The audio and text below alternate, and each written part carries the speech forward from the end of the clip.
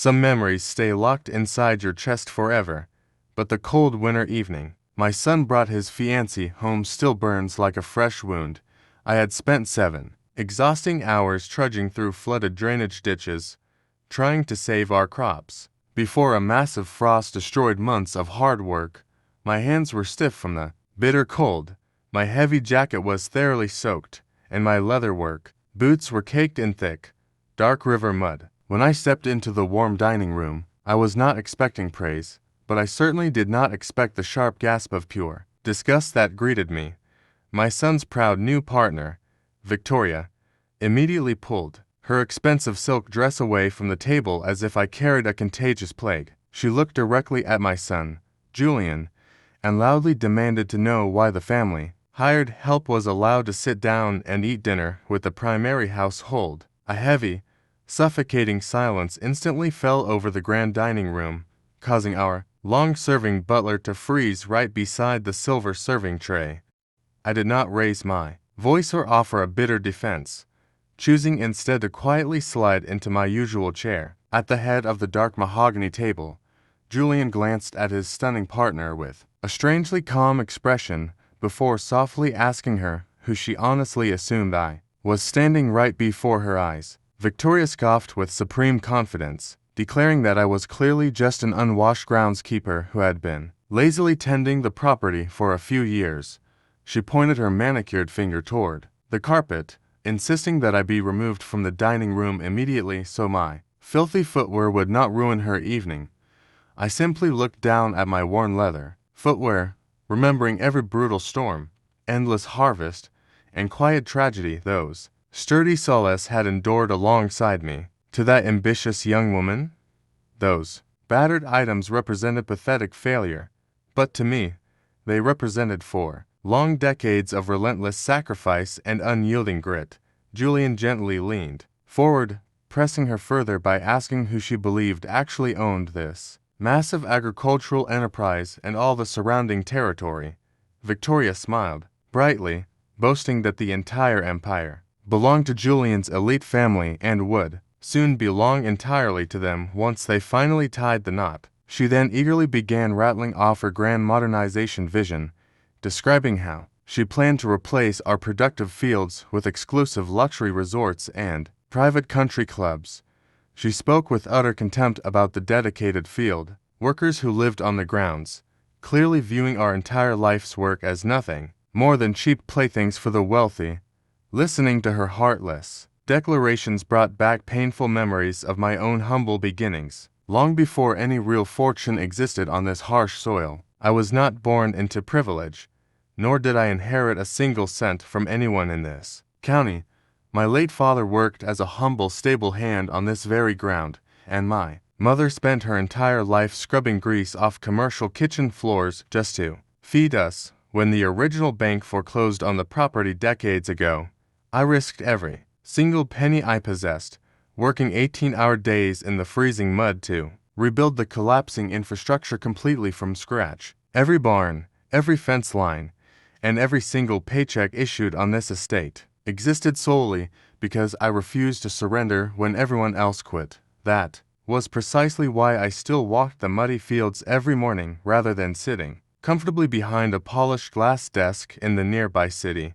Julian then asked her a very quiet, dangerous question, wondering how her grand plans would change if he suddenly ended up with absolutely no inheritance whatsoever. Victoria hesitated for a brief second before coldly admitting that she would obviously have to completely reevaluate her personal commitment to their relationship. She muttered that she had certainly not moved out to the rural countryside just to live alongside simple farm hands without a massive financial reward waiting at the end. Hearing those words sliced far deeper than her initial insults, completely exposing the calculated greed hiding beneath her flawless, polished exterior. When a small clod of dry dirt tumbled off my boot onto the floor, Victoria snapped her fingers, ordering our butler to clean up the mess immediately. Our loyal butler politely declined the command, quietly stating that he only took direct orders from the true owner and master of the entire estate. Enraged by his refusal, Victoria began shouting that the household staff suffered from a severe lack of discipline and basic respect toward their superiors. I decided to offer her one last chance to redeem herself, asking what she would say if it turned out I was actually Julian's biological father. Victoria burst into a mocking laugh, arguing that a man looking like a homeless laborer could never have fathered an educated man raised in prestigious European boarding schools. At that precise moment, Julian slowly stood up from his chair, his hands trembling slightly with a mixture of profound disappointment and cold rage. He pointed directly at my mud-stained clothes, informing her that the man she wanted thrown out into the storm was the sole creator of everything she coveted. He revealed that the silent man in the dirty jacket owned all 3,000 acres, controlled the parent corporation, and held total power over her future. The color drained from her face in an instant as the horrifying reality of her immense miscalculation settled heavily into her chest. Victoria immediately began stammering frantic apologies, desperately claiming that she would have shown total reverence had she simply recognized my true identity from the start. I looked her dead in the eye, pointing out that she had rendered her harsh judgment the exact second she glanced at my footwear. Our butler softly added that I had personally covered his daughter's entire university tuition, proving that genuine respect is earned through loyalty, never purchased through cheap arrogance. Julian then quietly placed his mobile phone on the table, displaying secret text messages Victoria had recently sent to her mother regarding our property. The messages explicitly referred to our historic family land as liquid assets waiting to be sold off, while describing me as an inconvenient obstacle. Without saying another word, Julian reached across the table, requested his grandmother's diamond engagement ring back, and permanently ended their short engagement. On the spot, she broke down in tears, begging for forgiveness and claiming everything was a huge misunderstanding. But her true character had already been fully exposed. To make matters worse, her mother called his phone moments later, aggressively pushing for a commercial land deal involving our valuable eastern property boundaries. I took the phone and calmly informed her mother that the proposal was officially rejected, adding that their predatory company would never do business with my family again. I announced that the land would instead be transformed into a non-profit agricultural school for the honest local families who had supported us for generations.